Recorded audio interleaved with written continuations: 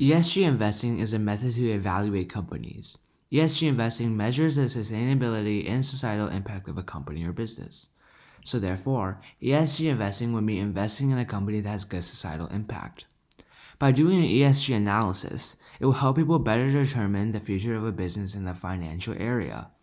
ESG helps small and large investors identify the risks and growths of a company in the current stock market.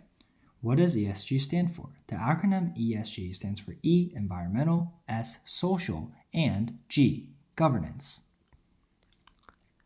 E, environmental. We begin with analyzing the environmental impact of a company, both positively and negatively. This includes a company's goals for the environment, such as climate change, carbon footprint, and renewable energy used for that company. A company that has better impact on the environment may look as a better company to invest in. For example, Nike, who has fly knit and fly leather products, uses recycled materials which positively supports the environment.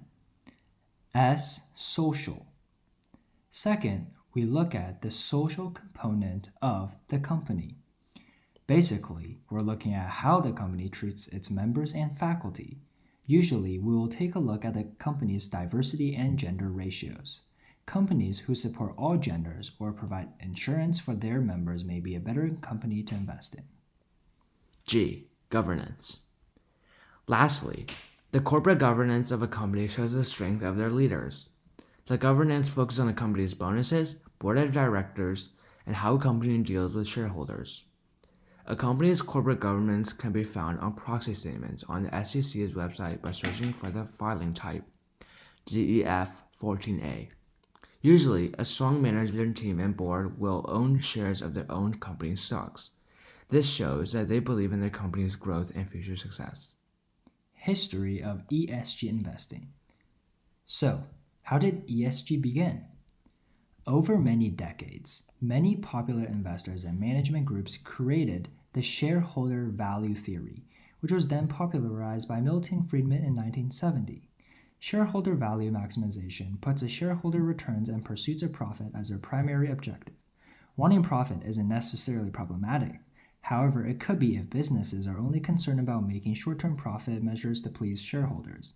Companies that chase approval by shareholders rather than building relationships with the employees of their company are more likely to fail and go bankrupt. Obsessing over profit and earnings per share could cause lawsuits, investigations, and increased regulations. So, therefore, ESG came around where it didn't just focus on the profit. Companies that did not maintain good ESG can have serious risks. Stakeholder issues related to the environment, social, and governance of a company could become a serious risk to companies, regardless of how successful it was in the past. In 2019, PG&E declared bankruptcy because of wildfires that burned up huge parts of California.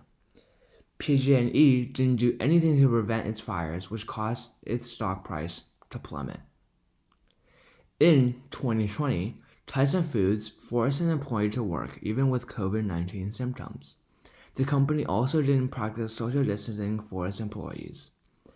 This is a good example of a company who doesn't pay attention to the social part of ESG. In 2016, Wells Fargo opened fake accounts, made transfers into those accounts, and assessed bank fees without authorization from customers. This shows that Wells Fargo didn't have good control of the corporate governance. These companies all failed to meet the standards of a good ESG company, which led to a lot of them being sued or going bankrupt. In conclusion, ESG is important to include in all sorts of companies. Thanks for watching. Comment below on what you want us to do for our next video.